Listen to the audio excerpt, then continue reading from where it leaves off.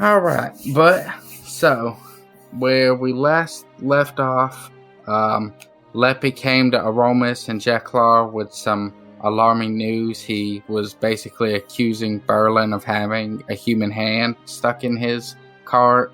So the party went to investigate, and y'all broke into his house, and then you gave him $5 because you broke his window, and he kind of convinced you that Leppy was full of shit.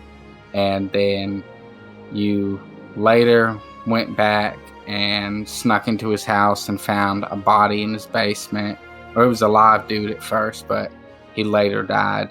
And then you took Jeklar and Uther into the woods, and you found this hostage dude, and y'all brutally murdered Berlin. And then y'all went back to the town, and Uther made everybody stay in the Corn Inn, and Hook didn't like that, so he left.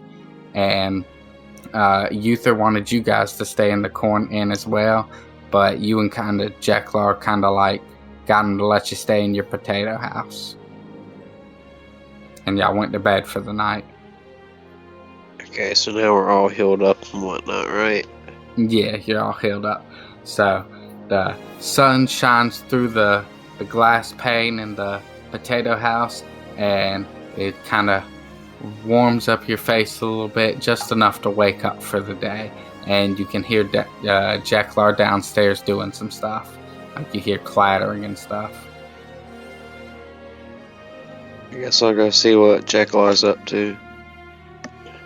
Alright, as you make your way downstairs, you see Jeklar washing a cup in the sink, and he's putting some cups in the cabinet.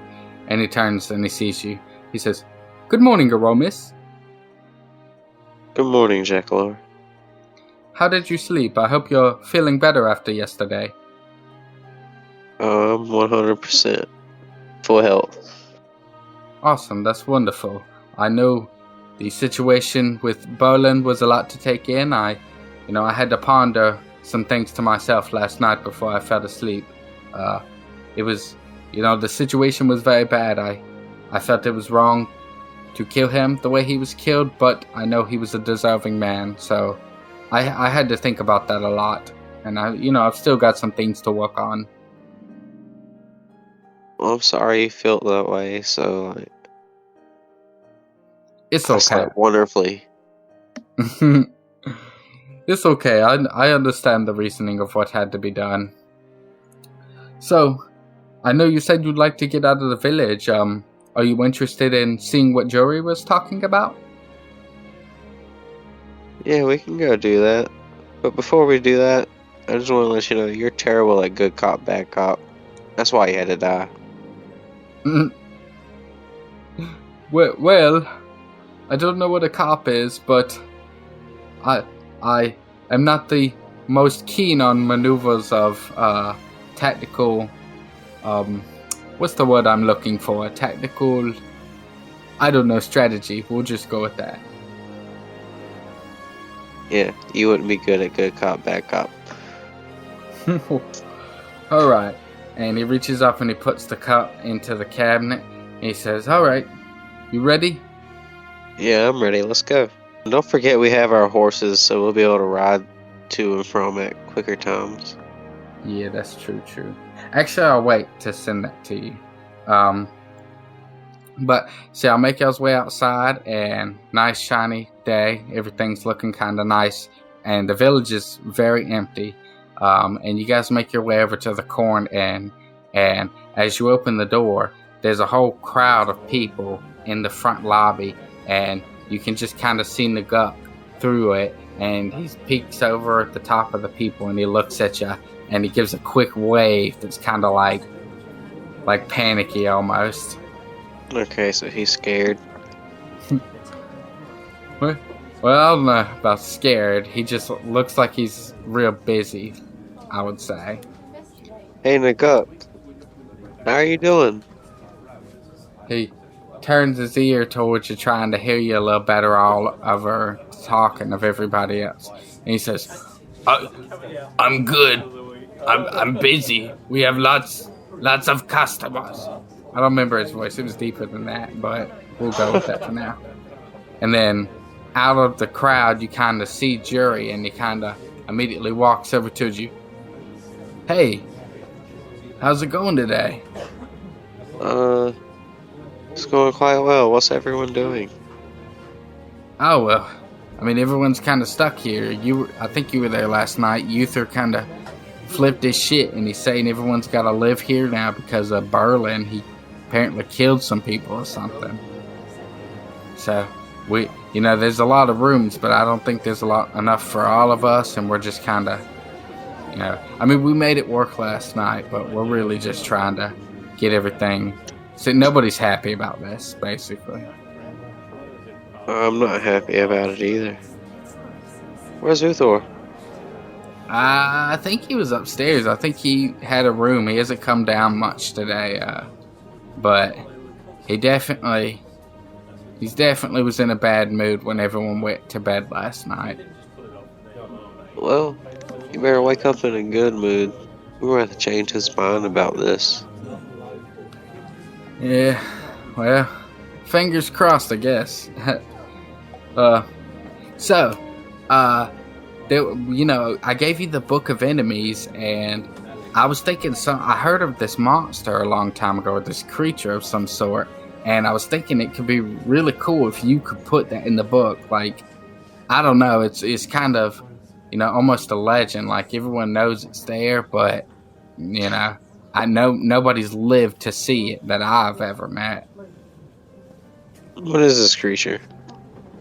So, I really don't know too much about it, but I know, like, they say it sings songs of torment or something like that. It lives in the forest. It lives in a forest that they call Torment Trees because it lives there. Oh, where's this Torment Trees? You got my curiosity piqued. It's a bit. You pretty much leave the village and then you go. I think you go east a little bit. I believe. Yeah, it would. I could write you a little map thing to get you there, but be careful. Like, I want you to do it, but like I said, nobody that I've ever met has lived to tell the tale of it. How far off is it as a day? Like, how many days ride is it? I think you could probably get there within like 2 or 3 hours, maybe even less. On horseback? Yeah, I'd say so.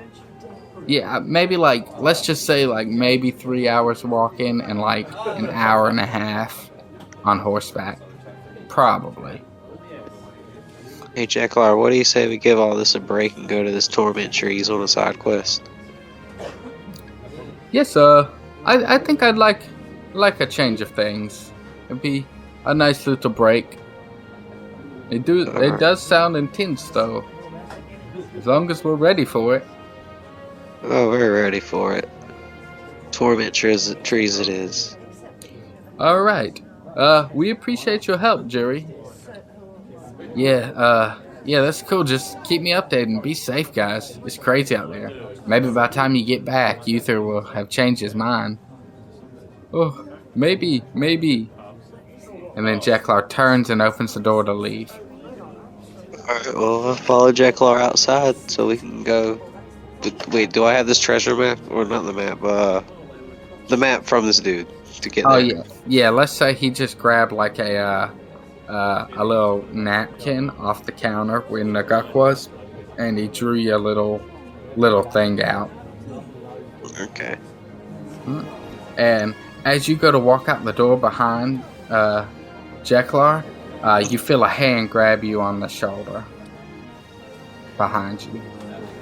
Okay, so I'm gonna do that little flip where people like flip motherfuckers over them, like as a reaction. Alright, give me a let's see, what you think? That would be like a stealth or not a stealth, I mean a strength check or a like dexterity. I'm thinking strength. What you think? Well, strength, I don't have any extra to that, but it'll work. I guess strength. Roll me that bad boy. First roll of the night is a 19. Hell yeah. You grab the hand right over your shoulder and flip it, but the room is crazy crowded right now. So when you flip this person over, they immediately land into a crowd of other people on the opposite side in front of the stairways. Because I can imagine you walk in the door and about 3 feet ahead is the counter, and then to the right side is stairs going up towards your rooms. So you just threw this person into a crowd of people, and everyone starts yelling a little bit. Whoa, whoa, whoa, whoa! And quickly, the dude quickly stands up, and everyone's like, kind of got their hands up, like, what the fuck? And the dude is the guy that was the hostage that you saved, and his brother was the guy in the basement. And I just sent a picture of him on the Discord if you want to see what he looks like. And he stands up and he says, whoa, what was all that about? You shouldn't scare me like that. Kind of puts his hands up like, I'm sorry. We're in a whole room full of people. I thought, I don't know. Don't touch me. Okay. Well, Uther broke the news to me last night before we all got in here that my brother was dead. And I'm feeling a lot of different emotions right now. And I just overheard you talking to this guy about going to fight some creature. And I really feel like I need something to let out this rage I'm feeling. So I was wondering if I could come with you guys. Sure, but odds are you could die. And I have a bad history of people dying on me besides Jeklar. His eyebrows. I swear God watches over him.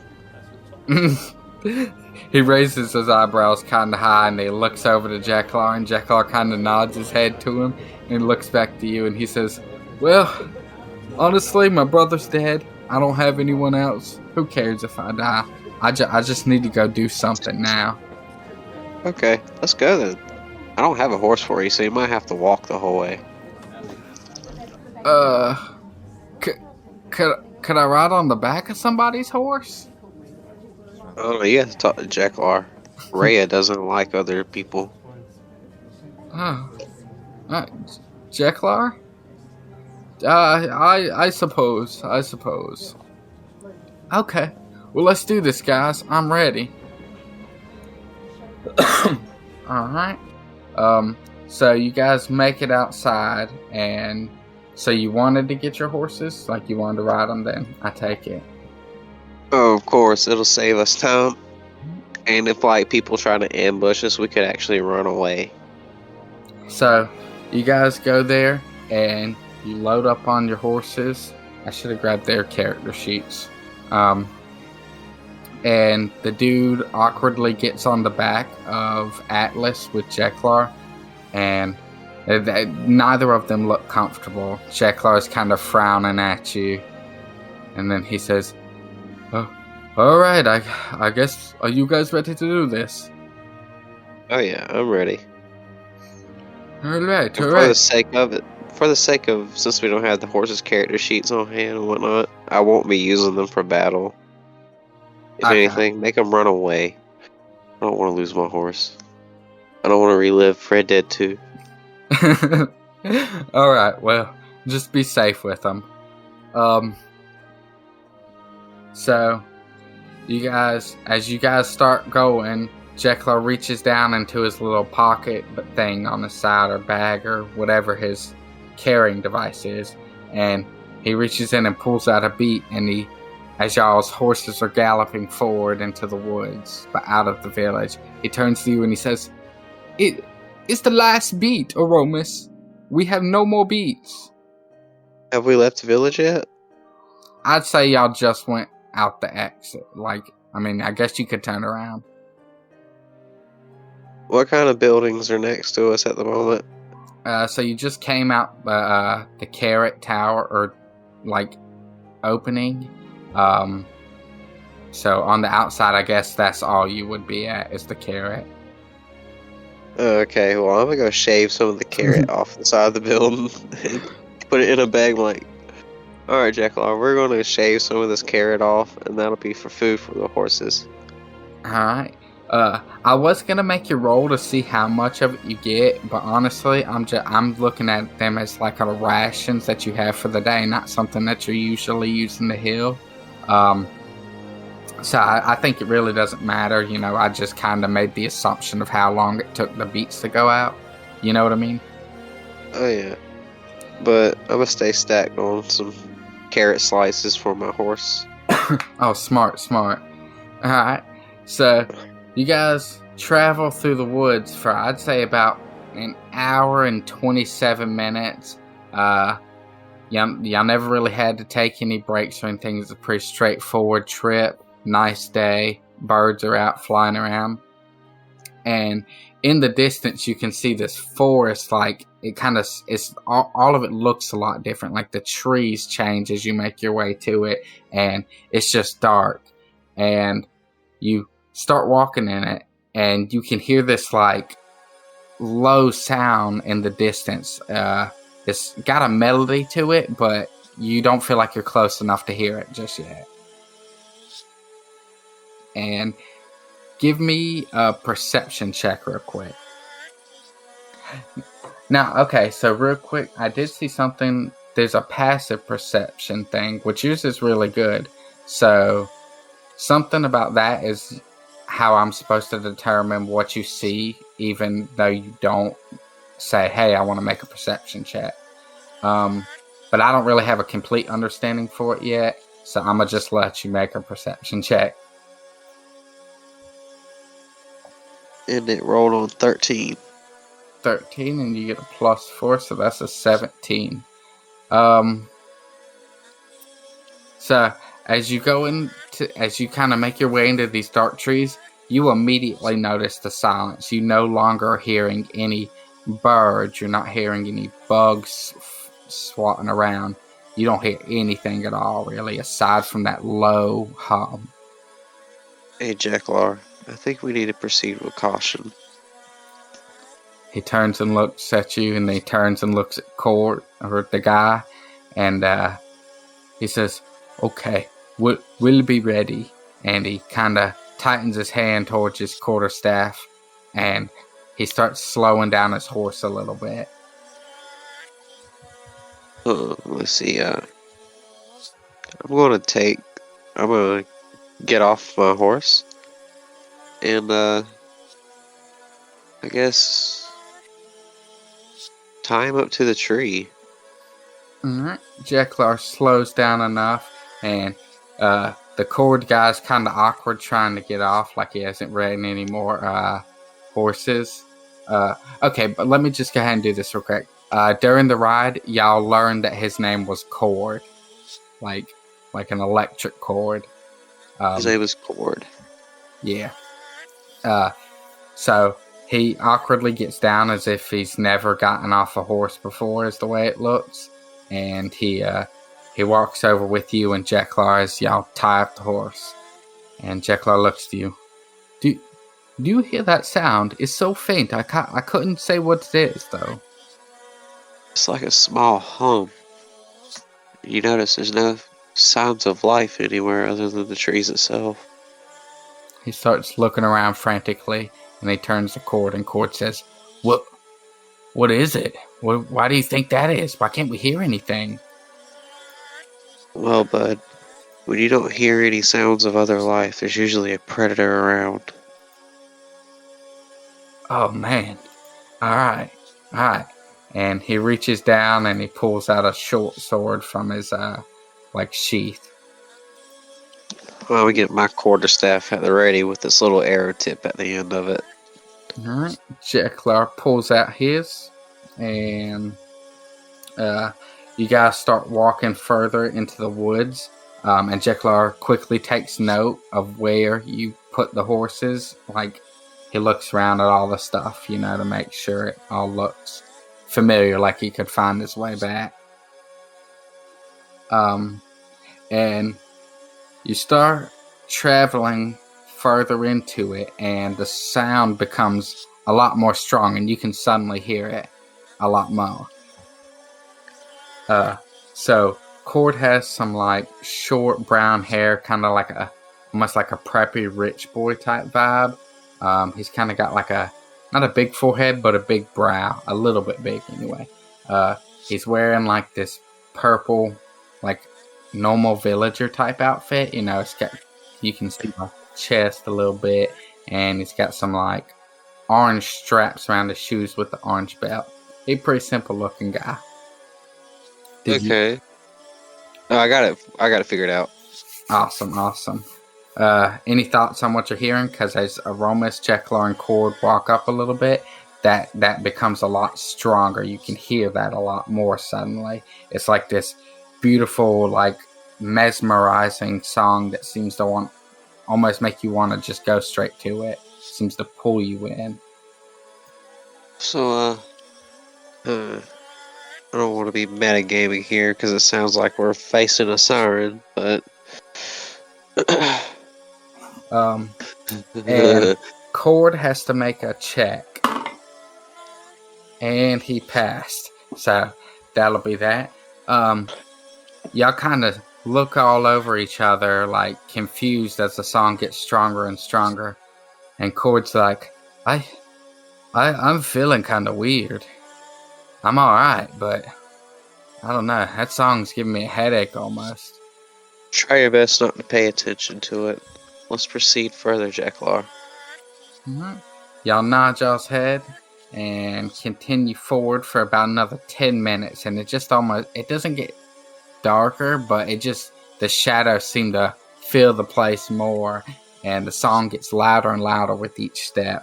And you come up into a spot where you see this man, and it's a drow elf, and he's bending over, and you see him pulling his knife out of something on the ground, and there's two of them in front of him, whatever it is. Well, before I walk up on this dude, I want to observe him for a couple more seconds. Alright. And he pulls the knife out, slings the blood off of it, and puts it in his sheath, and you see him bend down, and give me a perception roll to see how good you can see what he's about to do. I rolled a 2. Alright, it looks to you like he just rubs his hand on their face, and then he moves over to the second one, and you can realize now that they look like their bodies, probably your bodies, but you can't really tell. And he rubs his hand across the other one's face, and he stands up, and he kind of shakes his head, and then he starts walking forward, going to go into the woods. Alright, well, we'll wait for him to walk into the woods, and then we'll go observe the bodies. Alright. I'd say less than 2 minutes, he's out of sight. He went further up. Alright, so I'm gonna walk up to these bodies. Alright. As you bend down, you just see two random, like, human-looking dudes laying on the ground, and both of them are not moving, and there's a pile of blood surrounding both of their heads. Alright, well, it looks like I just avoided a fight. Awesome. You just want to fight? Avoided a fight. Oh. Alright, so I'm gonna run these guys' pockets, unless they're butt naked. No, they're not naked. As you search their pockets, you find a short sword on one of them, and the other one has 7 gold. Okay, I'm gonna keep the 7 gold. I don't really need the short sword. Alright, let me write that down. Jeklar bends over, and he looks at the guys, and he says, this looks bad. So he just killed these men? It's possible he killed these men. Jeklar goes to say something, but then the guy with y'all, he kind of stumbles into Jeklar a little bit, and Jeklar kind of pushes him off. He says, "What's wrong with you?" I don't know. I'm not feeling too great, but it's all right. I'm sorry I fell into you. We got this. Jeklar turns and looks at you. I look at Jeklar like I shake my head sideways because he already knows. Oh, we couldn't protect the last guy. Jeklar turns and looks at the guy, and he looks at you one more time, and he says, let's go. Should we go in the way that man went? Yeah, let's follow him. So you walk for about, I'd say, 7 minutes, and you see this guy again in the distance, and he's bent over, and he's scooping water out of like a little, I wouldn't say it's a pond, like it's like 3 feet of water that just is accumulated there, and he scoops it up and puts it into a flask and puts it in his pocket, and he turns and give me a stealth check, and he's going to make a perception check, and if whoever's higher accomplishes their goal, you don't want to be seen, he wants to see you. Alright, I need to do a stealth check, you said, right? I was handing CJ a pumpkin pie. Oh, yeah. Yeah, do a stealth check, and he's doing a perception check. Higher roll gets it. 17.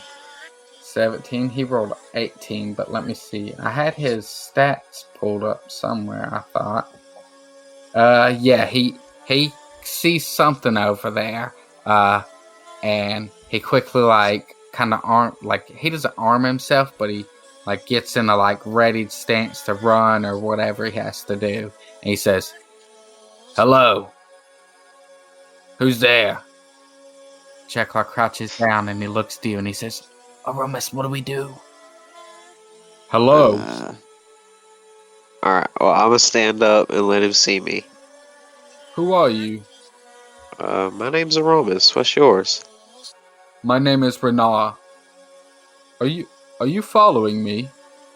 Jeklar stands up, kind of in the most friendly stance he can, and he kind of gives the guy a smile. And the guy says, "Another one." And then Cord slowly stands up, and the Renar, he kind of, his eyes go full, or his eyebrows raise, and he kind of opens his mouth a little bit. Is there anyone else?" "Well, that depends. Are you friendly?" I have no quarrels with you." "Then there is no one else." Well, why are you following me?" "I don't know, there's a strange hum, and you're the only one here." "Oh, you don't know what that hum is? I figured since you were here, you would already know it." "I'm not from here." "Oh, I see. Well, this here is known as the Torment Trees, and they're called that for a reason. There is a beast, a creature, a very ferocious thing. Its name is Jediah, and it's owned these woods for hundreds of years, and men that fall under these spells, they fall asleep, they pass out, and most of them never wake up." I look at Cord and I'm like, well, you might want to get out of here, bud. Cord kinda, his hands shaking a little bit. He says, I'm awake now." And then Renar chimes in. He says, "Oh, you're more than likely just lucky." Okay, well, if you want to keep staying with us, Cord, you can. So, where is this creature? "Well, I don't necessarily go out of my way to find it, but if you just go further into the woods, it's there. You just gotta be careful, I think the likes of your friend is very much at risk. I believe the only reason you two are fine is because you were of like kindness to me." I like kindness. Is this dude an elf, by the way? "Yeah, he's a drow elf." Okay. So I guess elves aren't affected by this. Yeah. So you I did send his picture to the thing, didn't I? No, I didn't. That's my bad. You only sent Cords. And so Renar, he is a drow elf. He's got a bluish black skin to him. He's rocking some nice metal armor, and he's got this badass sword on his side. He has white slick back hair, almost like braided. Not really braided, but it almost could be. And he, that's what he looks like.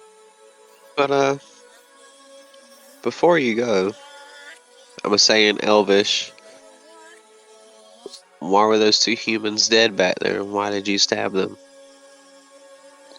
He replies in Elvish instead of Common, and he says, "Oh, those people had fallen under the spell, and they were never gonna make it out of here. I was sparing them." So they fall asleep, and the creature comes for them, right? It's said that the creature will eat the brains of people and everything, so I would say yes, a quick, smooth death versus slow cannibalism almost. What goes to say that you're not this creature who's making up a hoax to make yourself sound more fearsome? I don't ask to be feared. I'm just coming through here on a job. I work for a guy who is to be feared. His name is Drizwin. But I won't get into that with you. That's a different story. But nah, I'm just coming through these woods. Has nothing to do with me. And quickly Cord says, What are you guys saying? The guy don't know what we're talking about. Well, as long as you're friendly, I guess you can continue on. We'll try to find this beast. Renard nods his head and he says, I wish you good luck. But he said that in common, and so Cord turns his head in knowing that he said something he could understand this time, and confusion by not knowing what was being said. And he says, all right. And he turns and he starts walking off in the opposite distance. Alright, so I guess we follow the hum, try to find this beast. Alright, y'all start working further and Jeklar turns to you. He said it may eat our brains. He said that in Elvish though, so the guy can't understand.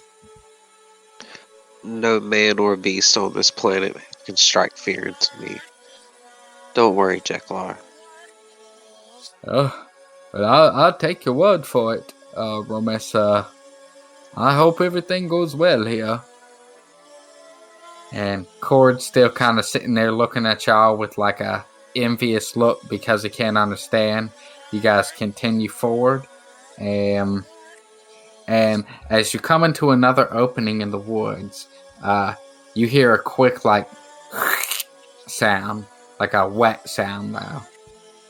I'm gonna stop and crouch down like I'm hiding and do a perception check. Alright, roll that baddie. Oh shit, I rolled a 19 again. Hell yeah. You turn and look straight towards the source of it, because that's a 23. And you immediately see this green slime making its way through a bush and coming out. And behind it is another green slime. And then on the opposite side comes out a blue slime.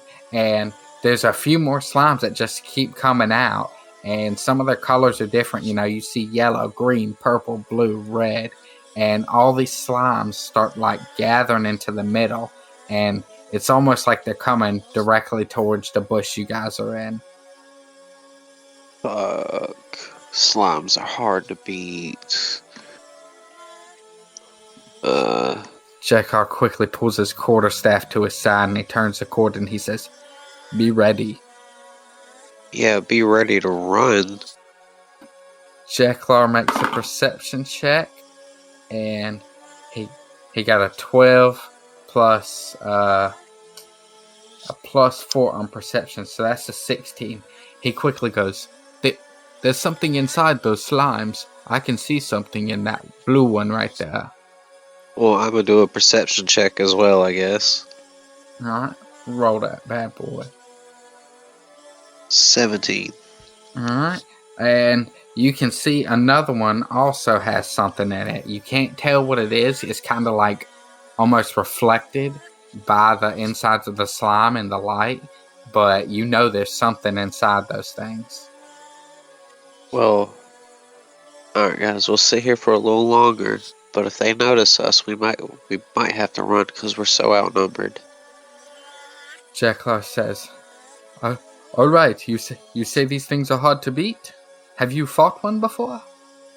No, but I can't think of anything in my arsenal that would be helpful against them. And then suddenly, Cord goes, and he drops to the ground with a thud. Looks like our human friend just passed out. Jeklar turns to him, and he starts tapping his hand on him. Cord, wake up, Cord, now's not the time. Cord. And Cord quickly opens his eyes, and he pushes himself up real fast, and he goes, oh God. And now for that, I need to make a perception roll for the slime. And the slime got a 17, so... But we're noticed. Suddenly, these squishes start coming closer. Like, you can hear it, and... you guys have been looking at them anyway. You can pretty much see, like, the first two green ones in front coming directly towards the bush. And Jeklar grabs the guy, and he says, Cord, shut up! Alright, can we sneak away from this bush to another bush so we don't get seen? You can try. Give me a sneak roll. Alright. Oh shit. I rolled an 8. Alright, so that's what, you get a +2, I think, right? Yeah. Alright, that's a 10. I'm gonna say, one of you guys quickly run to the opposite bush, and one of the slimes does not follow, but the other one comes to you. And I'm gonna say it's within about 7 feet of you, and the group of them behind the two green slimes is about, I'd say, 15 feet away. Alright, and suddenly you hear like a real intense sound of the squishiness, and I'm gonna go ahead and say roll initiative. Oh shit. What do I need to roll again? 10? 20. Alright. Well, I rolled 17 on that. Right on. And they rolled a 14. And then Cord rolled a 4. Alright. And then Jeklar rolls a 9. Alright. So I think it's going to be you, Cord, Jeklar, and then the slime. Alright, so first off, which slimes am I fighting right now? Are all of them fighting at me right now, or is just a couple that are near me? I'm going to say at the moment it's just the green one right in front of you, and the other green one is coming, but nowhere near as fast, and the rest of them are in a posse behind them, about, like, say 15 feet away from you. Alright, so I'm going to take my quarterstaff, and I'm going to try to ram it right through this the slime right at its center of its, like, its little core. Alright, roll me that attack then. 12. 12, and you get a +4 to hit. Actually, I was thinking you might get a +15 or 5, by the way, because you get a +1 for melee attacks, I think. Oh, no, you don't have strength. I'm sorry. Never mind. So, yeah, either way, you hit it, though. So, roll, I guess do the 1d6 now, and we'll just see how.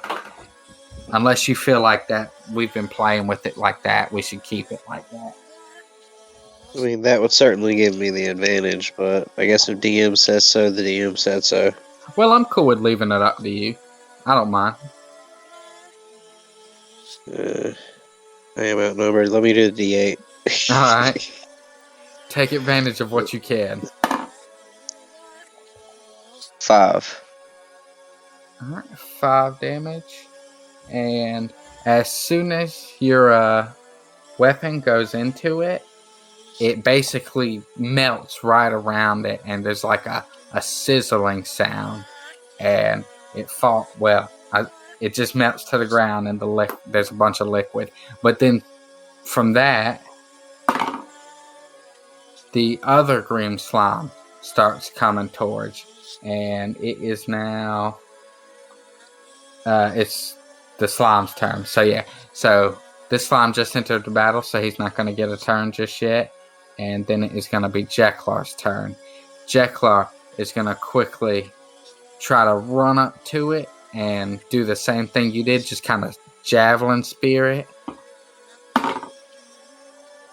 Jeklar got an 8 plus 3, I think. Yeah, so he gets an 8 plus 3, which is 11, which just does it. So Jeklar stabs it right in the center, and he does 5 damage as well. And this thing immediately does the same thing. It basically bursts. And at this point, some of the other slimes have taken note, and they start coming this way towards y'all. Like, at first it's just 2, and then within like 3 seconds, 2 of them behind it are coming. And the 2 in the front, there is a red one and a blue. No, there's a red one and a blue one right in the front.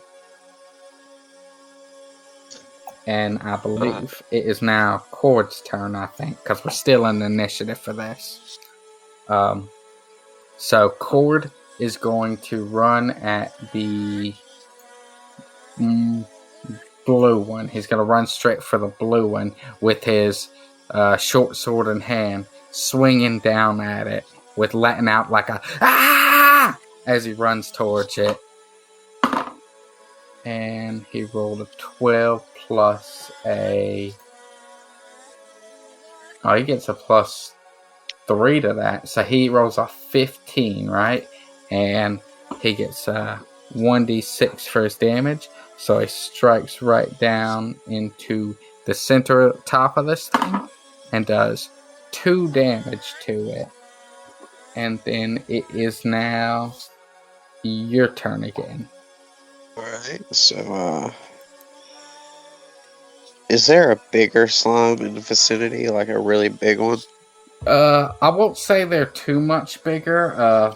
I think there is a yellow one, and that one's definitely the biggest from what you can see. It just towers a little over the purple one, which is just a little taller than the red one, which is just a little taller than the blue one. Alright.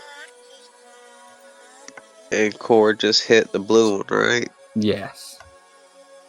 Alright, so the red one, I'm going to try and strike at its heart. Piercing, same way as I did the other one. Alright. Roll it. Rolled a 9. Alright, a 9, and you get a plus, 4 to hit with your 2 and 2. So that gives you a 13, which actually does hit. So roll that damage. Hell yeah. Rolled a 6. Alright, a 6 on the red slime. Alright, and as you hit this red slime, it kind of jiggles like jello, and it quickly lunges forward towards you, doing like a pseudopod type attack. And your armor class is 13, right? Yep. It rolls a 12 plus 4, which is 16. So it does hit. And it is a 1d6 plus 2. So it does 3 damage to you. The second it hits you, it's like it kind of burns its ass acidic almost. Shit. It doesn't do any permanent damage or anything, but it definitely took a little bit out you. And next, Jeklar quickly goes to jab downward with this quarterstaff to almost like squish the blue one like a bug. And that's an 8 plus 3, which is an 11, which is a miss. As he goes to swing down on it, it kind of like pulls its self back, like in a very liquidy and squishy form. Almost like if you step on something, you know how it squishes to the side, but without the stepping out part or stepping on. And as Jeklar misses, Cord quickly goes to run over and swing his sword down at it again. And he rolled a 10 plus 3, which will do it. And he did 5 damage to the blue one. And the blue one, as soon as his sword hits against it, it splatters all the way to the side. It hits the other slimes, it hits y'all. Nothing seems to hurt you or anything from it, but it's just really gross.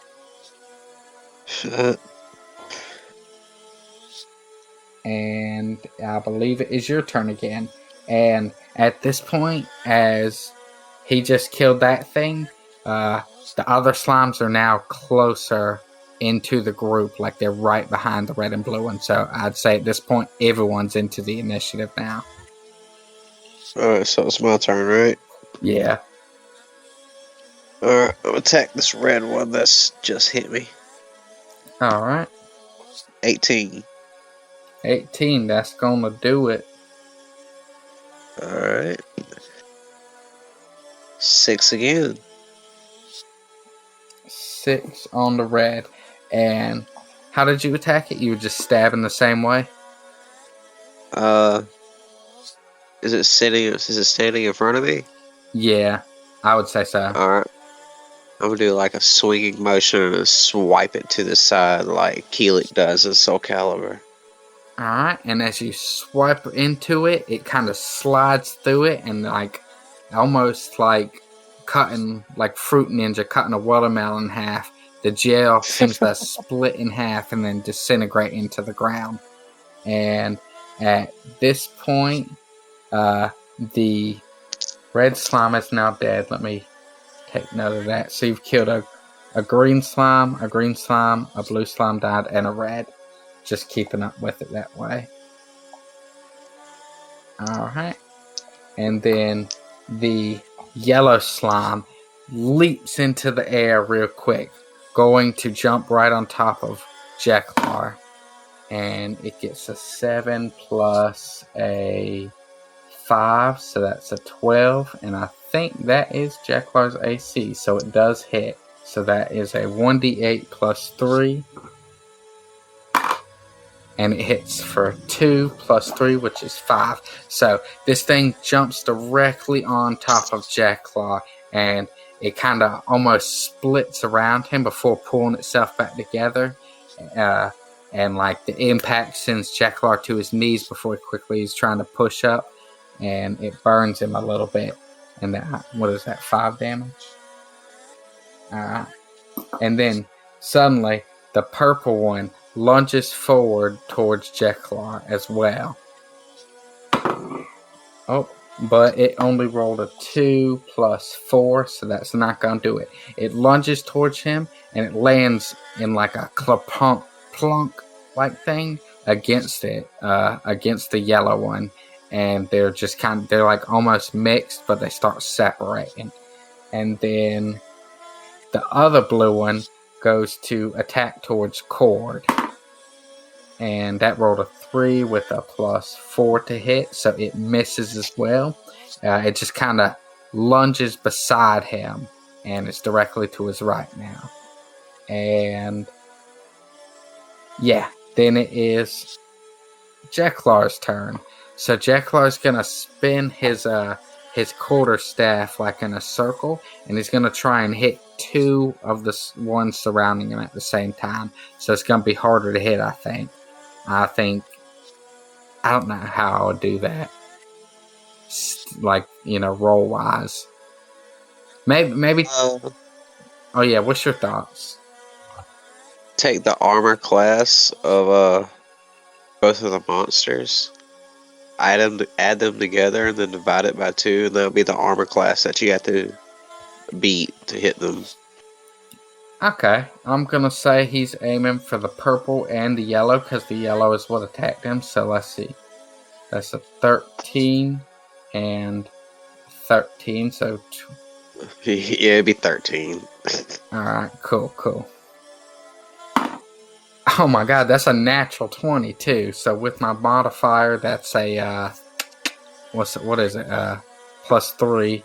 Alright, so that's a critical. So I'm gonna let him roll 2 of his d8s. Alright. Hell yeah. So, oh Nice my one, god, Jeklar. he hits the first one, it kind of. Well, let me do both rolls first. Okay, so that's 8 damage to him. So as he hits the first one, a big chunk of like this yellow one goes flying out to the side as he spins the weapon a little further, quickly hitting the purple one to his side, and a big chunk of that one goes flying too as they make it like a sizzle sound. All right. And it is now Cord's turn, and he's gonna jab right towards the center of the purple one. And he rolled an 11 plus 3 is a 14, which is just enough. Well, better than enough. And he does 5 damage. The thing seems to like it can't. The hissing almost sounds like a scream as it seems to shrink just a little bit with his hit. And it would now be your turn. Are they dead or? No, the purple and yellow are still alive. It just shrunk a little smaller rather than like disintegrating. Okay, so they're still together or? They're separate. They're just right beside each other. Jeklar like ripped chunks out of their jello basically. Okay, well I'm gonna fireball the yellow one. Fireball the yellow one. Alright. Roll that thing. 11. 11, and you get what, a +4 on that? I think so. Okay. Well, that'll do it. If not for that, it would not have worked. So roll that damage on it. What is it, a D10, right? Yeah. Alright. What does it mean we're rolling 6s tonight? That's another 6. Alright. So you do 6 damage to this as your firebolt hits it. All the, like, it definitely shrinks. It's almost as if it's being evaporated from the heat. And it sizzles real bad, and even smoke starts flying off the top of it. But the fire goes out almost immediately after. And then this yellow slime, it quickly goes to lunge forward towards Cord. And that is not going to hit. And the purple one goes to lunge forward towards you. And it got a 2. I think it's a +4. And then the blue one also goes towards you. That's 8 plus 4, I think. Yes, that's a 12, which is a miss. And then that was the final one. They basically all just kind of lunge forwards, like, imagine like a turbo boost, but that only lasts for like literally half a second, like on a car, like the nitrous. Alright. So Jeklar is going to quickly try to swat down at the yellow one. And that's 8 plus 3, which is 11, which does not hit him. As he does it, it kind of sucks itself away in the opposite direction away from him. And then Cord tries to swing his sword to the right to hit the blue one. And that is going to be a miss. He had a 9. So now it's your turn. Alright, I'm going to cast Firebolt against the yellow one again. Alright, roll it. Oh shit, I rolled a 4. Alright, so as you shoot this one directly towards him, it goes above him. Now it seems like he was a little taller just before your last hit, so it's almost like you just missed just because the way it was. He's shrunk and you didn't realize it yet, I guess. And then quickly this yellow slime is going to lunge up into the air about 10 feet high and drop right on top of you. And it gets 13. So let's see what its damage is. 1d8 plus 3. It hits you for 5 damage and lands on top of you. Pretty much same. The impact almost sends you to your knees, but you're able to stay standing. You said 5 damage? Yeah, plus 3. So yeah. I'm at 19 now. Alright. And then the purple one is going to attack towards Jeklar. And that's a 12 plus 4, which is going to hit. And purple does 1d6. So it lunges directly forward him. And it... Oh, wait, yeah, it did hit. And so it like wraps around his feet for a second, almost tripping him as he kind of kicks off real quick. And it does 7 damage. Damn. Yeah. And then the blue one attacks towards Cord. Oh yeah, and that bitch hits. And it does a 1d4 plus 2. And so that does 6 damage to Cord. Alright. And I believe that puts it back to you. Alright. A firebolt in the yellow one since it landed on top of me. Alright. Go ahead and roll that. And since it's right beside you, I'll give you advantage. Alright. 3 and 18. Awesome. Right on. So you hit that motherfucker. And you said you were firebolting again? Yep. Ain't you glad you can use that like all the time? Fuck yeah. 8. 8 damage. Yep, that's gonna do it. You can describe how it kills him if you want. It makes it explode. So basically it heats it and starts boiling it, and then boom! Outward, all over everybody. Hitting everyone. Even the other slimes. And, right on. That was a good experienced one. Alright. And then so Jeklar's turn. He's going to quickly swing his thing sideways directly towards the blue one. Oh my god, that's a natural one. So as he do it, the slime that you just slung all over him is on his hands too. And as he swings, his weapon immediately slides out of his hand and lands in a bush like 6 feet away.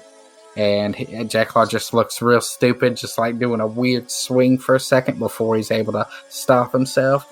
And he just looks real goofy. And quickly, Cord goes to attack the blue one. And Cord misses with the 7. And that would put it back to you. Alright. I'm going to swing at this blue one with my quarterstaff. Alright. Is that a 9 or a 6? That is a 6. Shit. So 6 plus 4 is going to be 10, so that's still going to be a miss.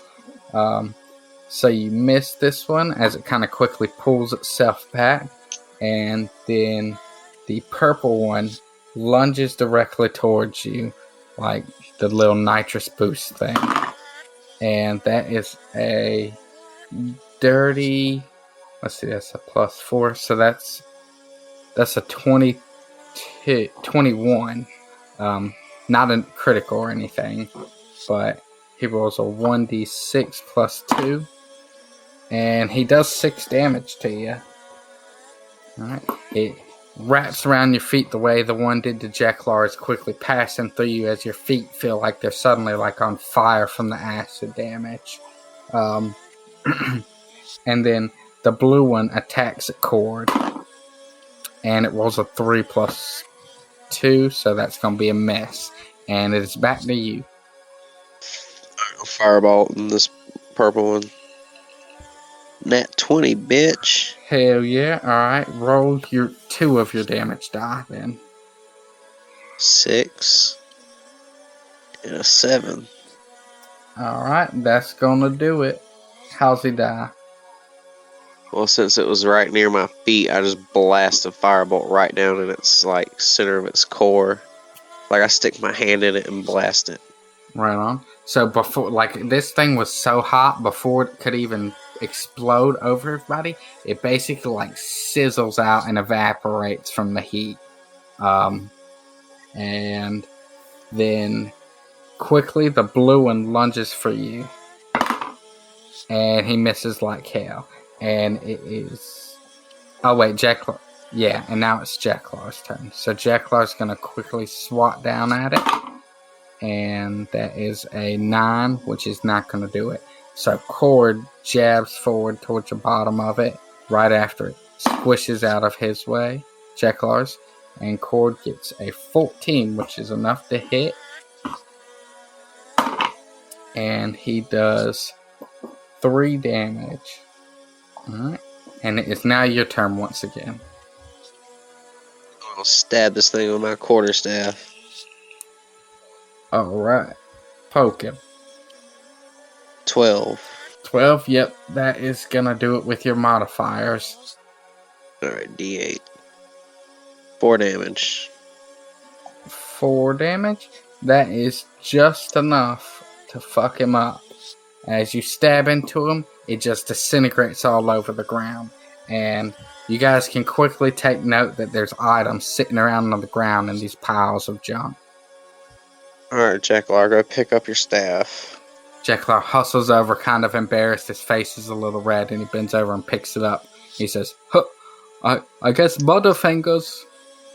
I'm surprised you didn't die, Cord. He wipes his brow. He's looking real hazy. He's like, I had no idea if I was going to make it through that fight, to be honest with you. Alright, well, let's see what items are on the ground right quick. Alright. And as you walk over to where the yellow one was killed, there is a quarterstaff on the ground. And this isn't the one Jeklar slunk. And in another one of the blue ones, there seems to be a pair of earmuffs. And there's a bunch of bones right beside it. And right next to it is a journal. And then on another one is a bunch of gold. Or a stack of gold. So you get 42 gold. You get a quarter staff, but you don't know anything about it. And a pair of earmuffs. Hey, and I'm gonna put these earmuffs on Cord. Alright. You stick him on there, and he looks at you kind of weird. And then gives you a thumbs up. And you also found a journal, and the name on the front of it says Reginald. Wasn't Reginald that dude we met earlier? No, or was that some other? His name was Renar. Renar. Oh, okay. I like to inspect this this new quarterstaff. Alright. Give me an investigation check. 18.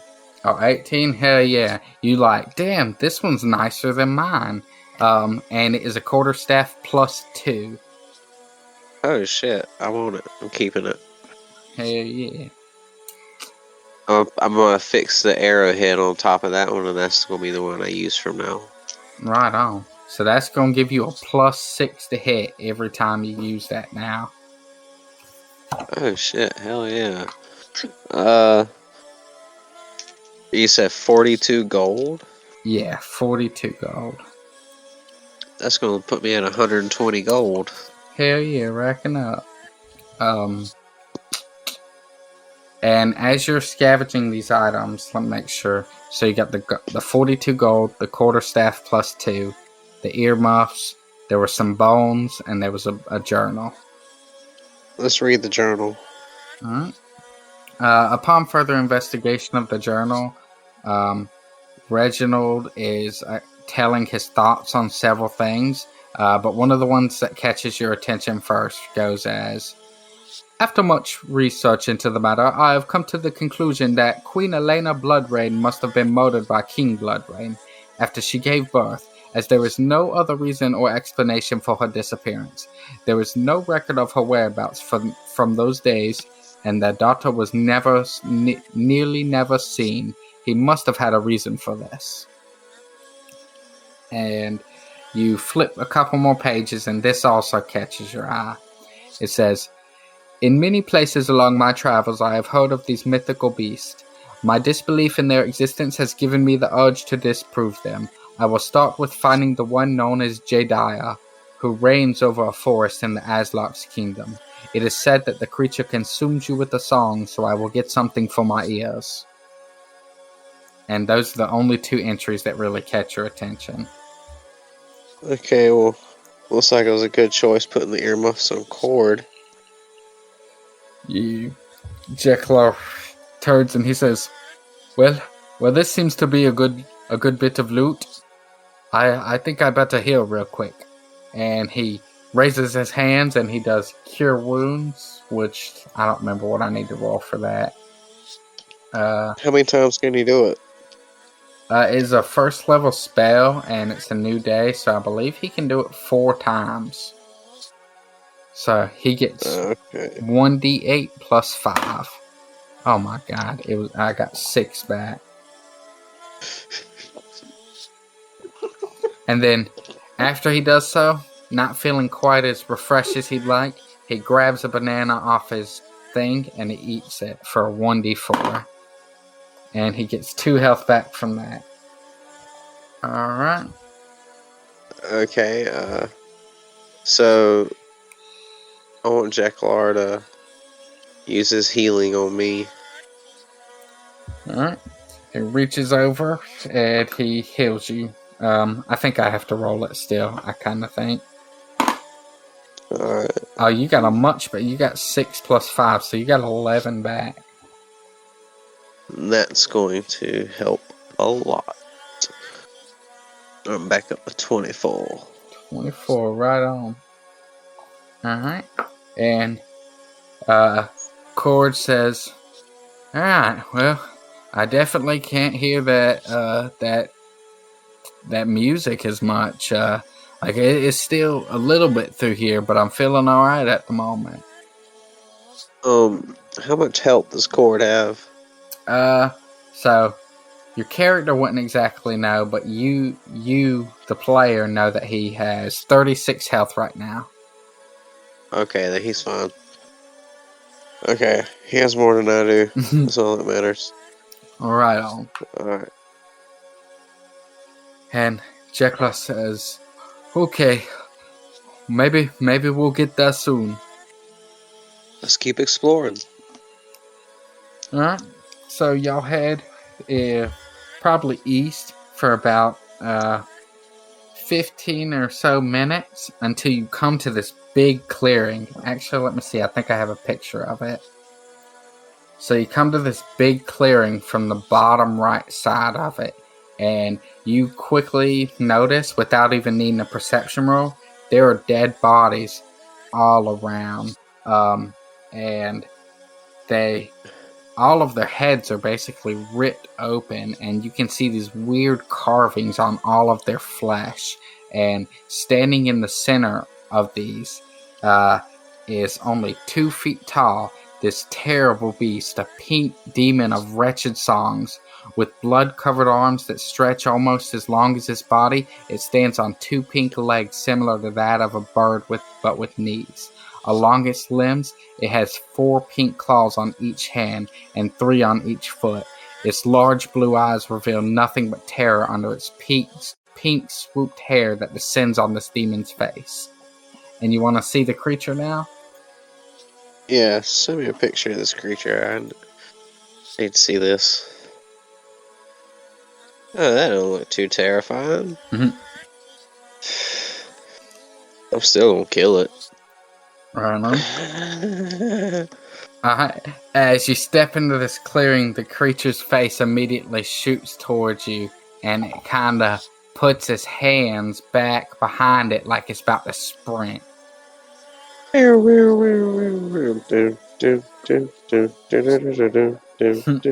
Yeah, initiate battle music. Let's go ahead and roll for initiative. I rolled a 6. Alright. So, it got an 8, and Jeklar got a 4 plus 2, so he got a 6, and he'll just let you go first. and Cord got a 13, so Cord's going to go first. But Cord has to pass a check. And I'll tell you this, because of his earmuffs, he gets a +2 to this check. Well, he got a 3, so that's not going to do it. As this creature starts prepping up to run, the song seems to grow louder and louder, and within seconds, Cord falls to the ground again, dropping his weapon in hand. Oh, shit. Jeklar turns to you. Well, I guess that makes sense why the earmuffs were inside of a slime. They obviously don't work.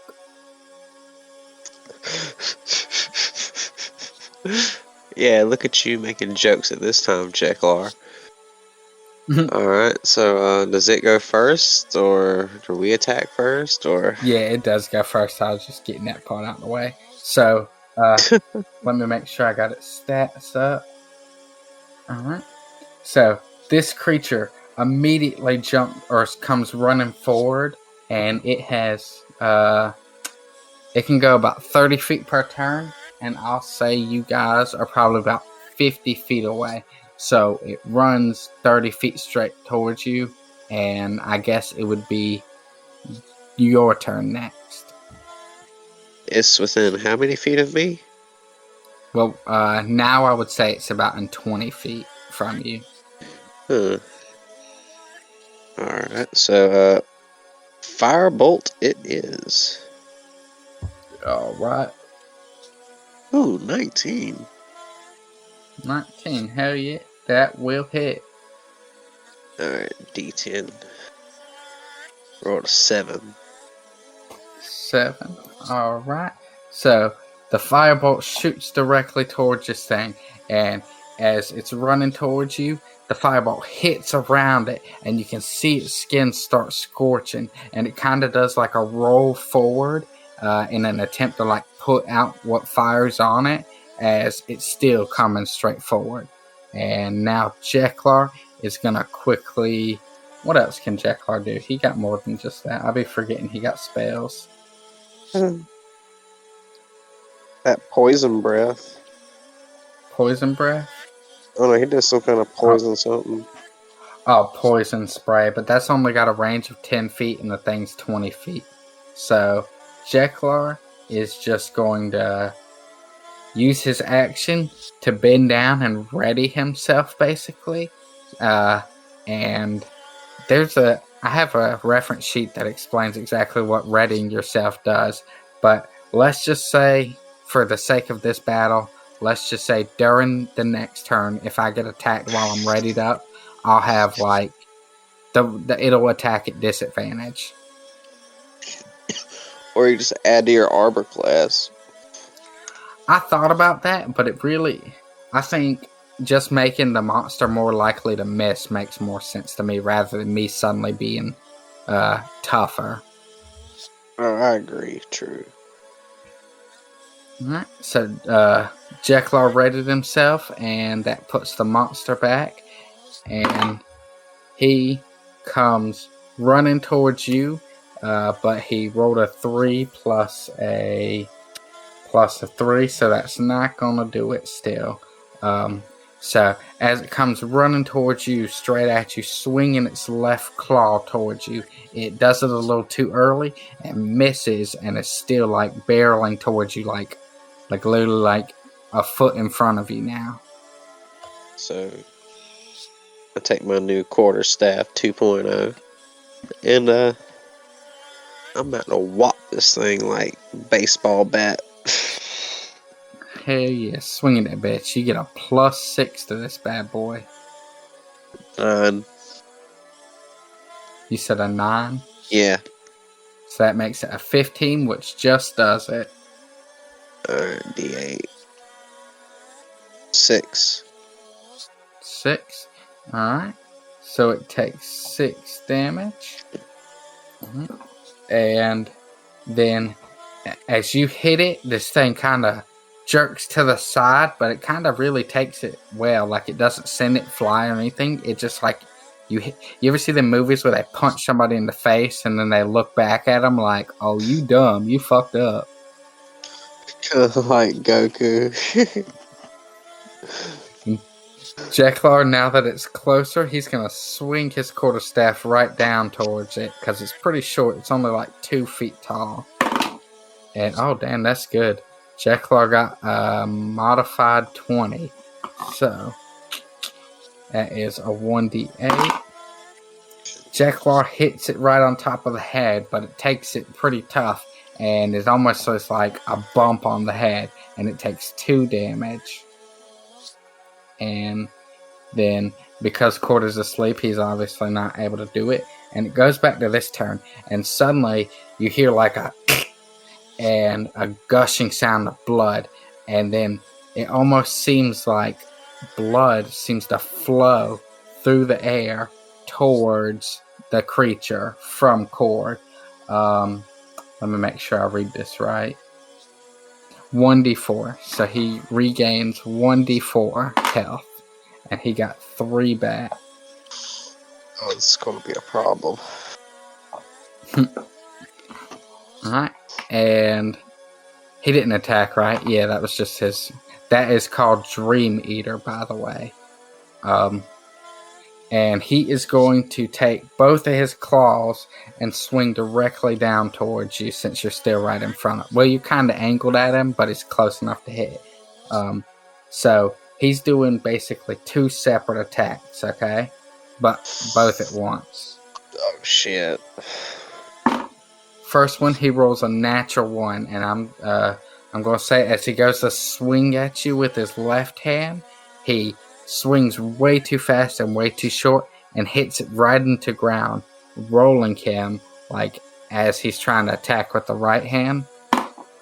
And so for that one, he got a 14 plus 3, which would be a 17, but I think he should have to roll at disadvantage since he fucked up so bad on the first one. And his next one is a 6. So I'm going to say both of them miss, which is lucky for you. He kind of rolls across right beside you and is in the middle of you and Jeklar now. Alright, so is there a way that I can wake up Core? You could try, but basically every couple turns he has to make a Constitution save. Actually, it might be every turn. I've only been doing it every couple turns. But he has to make a Constitution save to try and wake up, basically. Okay, so I don't want to waste turn doing that shit. Oh, wait. I forgot to take that health from Cord, also. Alright, so, I'm going to try to hit this thing with my quarterstaff again. Alright. 15. Oh, yeah, that's going to be a hit. Alright. 8. So, okay. So, one thing I did just notice, this has bludgeoning resistance. So, technically, when you hit it with your quarterstaff, is this the second hit from it? Yeah, this will be the second hit. Okay. Well, resistance basically halves the damage it's supposed to take. So, I'm not going to worry about the first one that you did, but you just did 8 damage, right? Yeah. Okay, well now it takes 4 instead of 8 because it's resistant to it. Alright. Alright. So, as you hit it, it flings back onto the ground and quickly pushes itself forward, rolling it back to standing position. And Jeklar, as it tries to stand up, he swings with his quarterstaff and he gets a 17. So, that will hit. And whatever my damage is going to be halved. 6, so it does 3 damage. And he smacks right on top of it, sending it falling back on the ground like its 2 little feet sticking out in front of it and its claws. It looks really evil and really cute at the same time. And it's going to be its turn now. And it is going to, once again, you see the blood start flowing from Cord's head. And it gains 4 health back. Alright. And it kind of leans itself forward and it lunges a claw towards Jeklar. But that is a pretty bad roll. It got a 3. Maybe I should re-roll another dice for that. And so as it goes to lunge towards Jeklar kind of steps himself back, and it misses out of it, all this rolling it's been doing around. He's dizzy. And that puts it to you. Firebolt. Just a quick question though.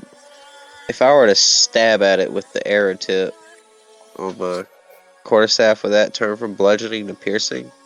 Oh, you're right. That's a good call. I didn't even think of that. You're making big brain moves over there. Anyway, I'm still firebolting him. Alright, roll it. 11. 11 plus 4, that'll hit. Hell yeah. 10. Fuck yes. Oh my god, okay.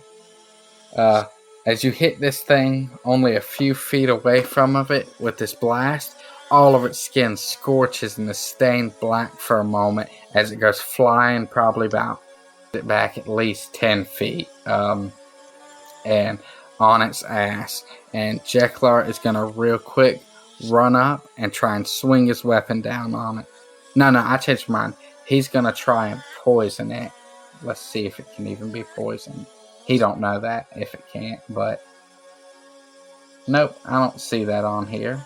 So let's go to Jeklar and make sure I know how to do this. Poison spray. Oh, that's an 18, so that definitely hits. And that does a 1d12 of poison damage. Damn, that's 11 damage, okay.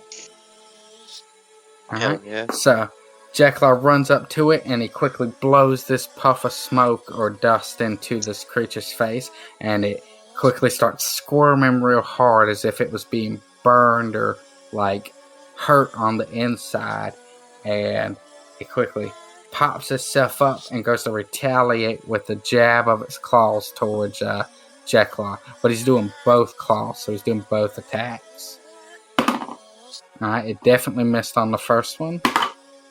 And it misses on the second one. Wow. It's a bit too fucked up from the poison. It lunges its claws forward, but they miss, just going short as Jeklar steps back, and they stab into the ground for a second. And it is now your turn.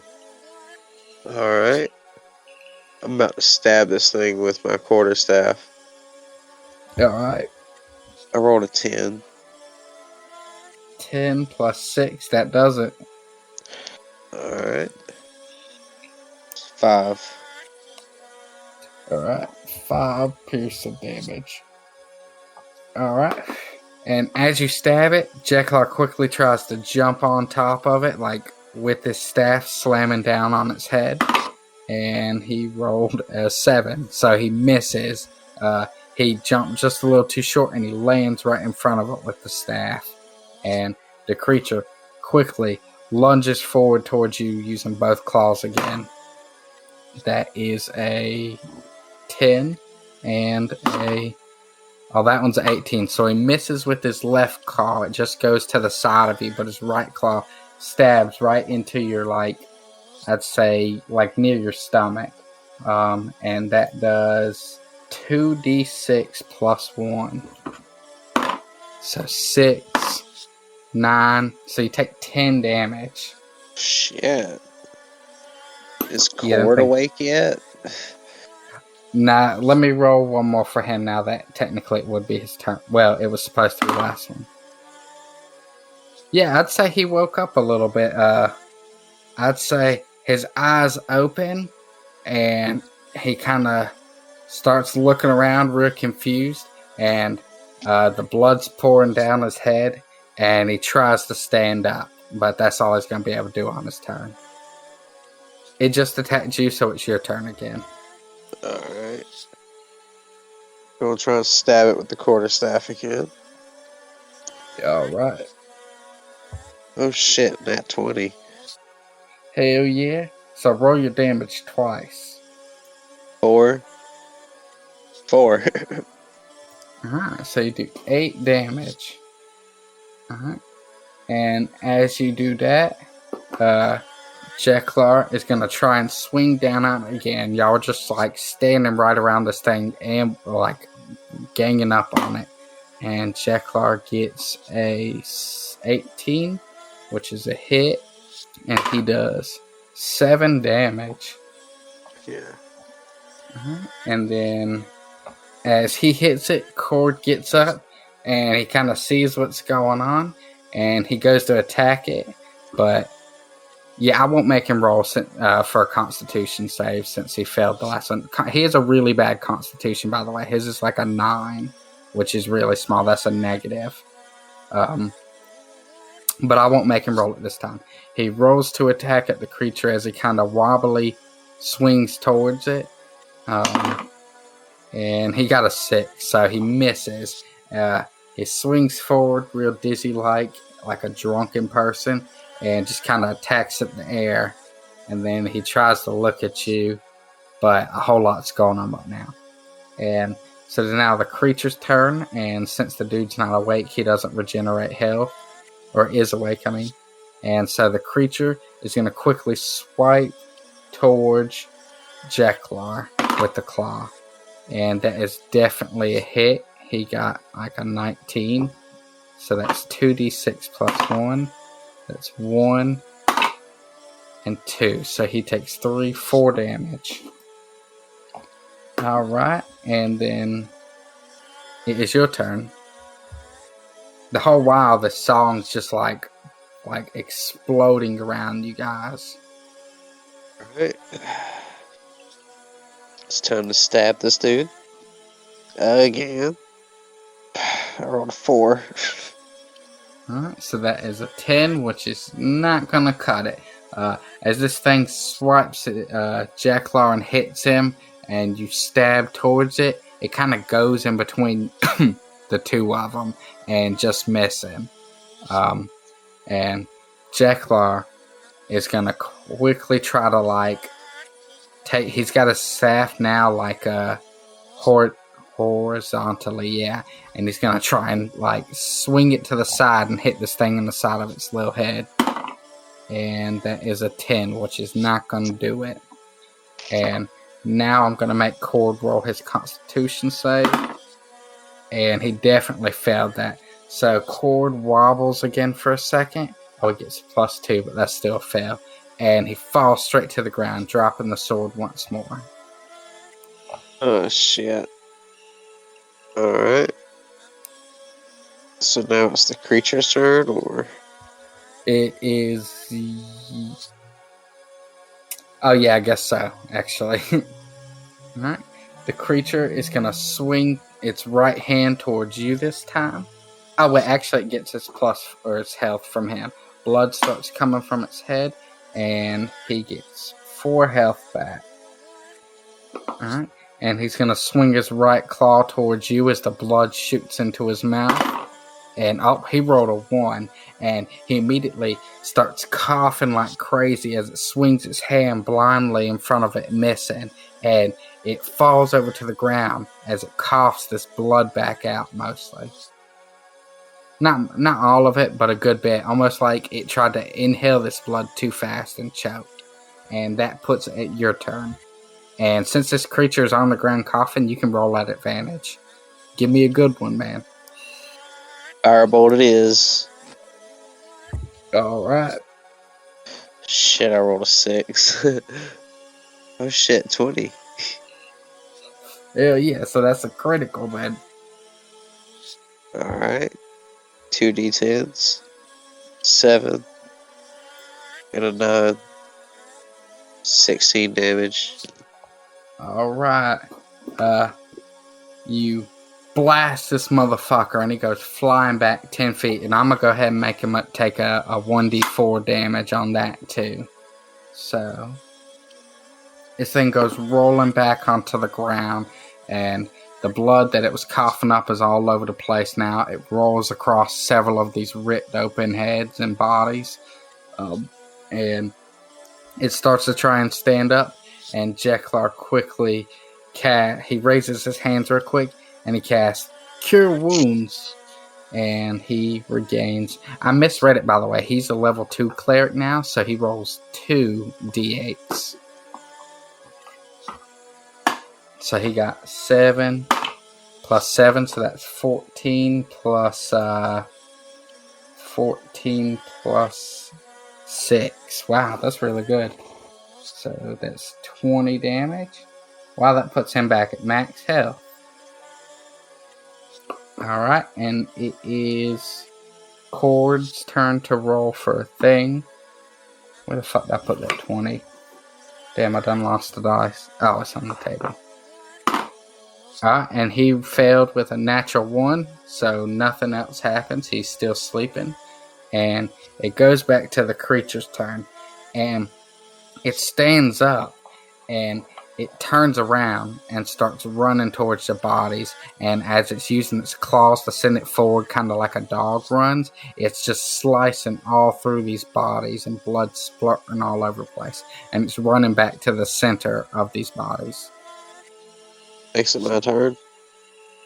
Yeah, it's your turn. Alright. Fire blast it is. Firebolt, whatever. Alright, you're still in range, so go ahead. I rolled a 13. And you get plus 4, so yeah, that hits. 7. 7 damage. Alright. Tell me what happens. Oh, I kill it? Yeah, that kills it. Alright, well, as I hit this motherfucker, it blasts to the side, like, it falls over, engulfed in flames. Alright.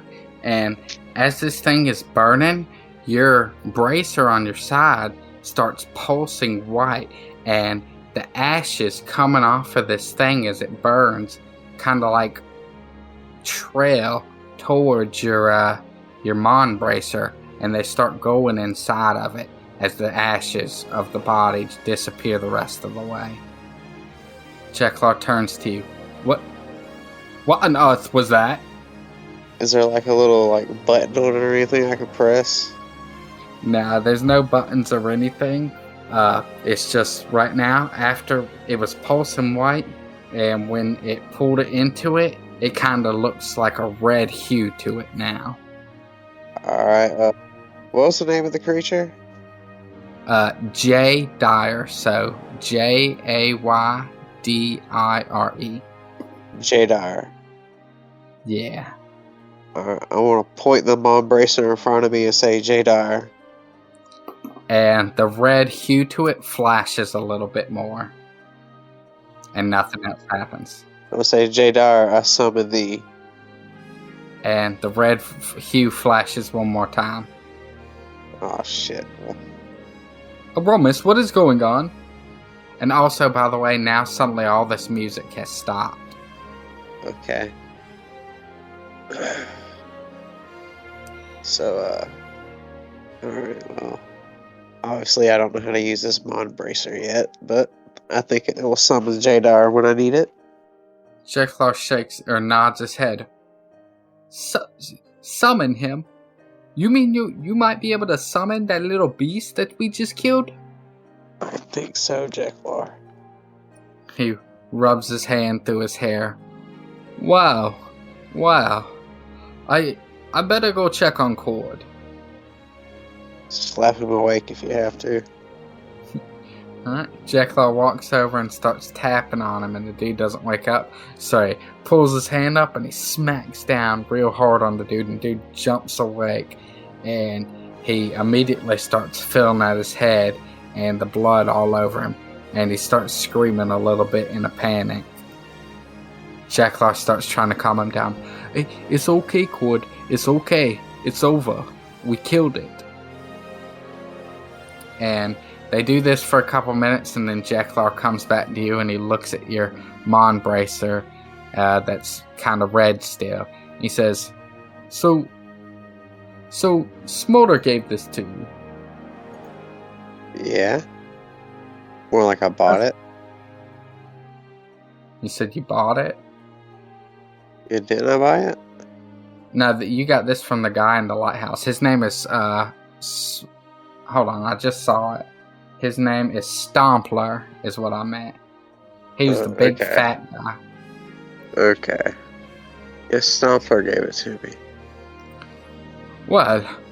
That is absolutely convenient. I kind of wish it would have absorbed the creature beforehand.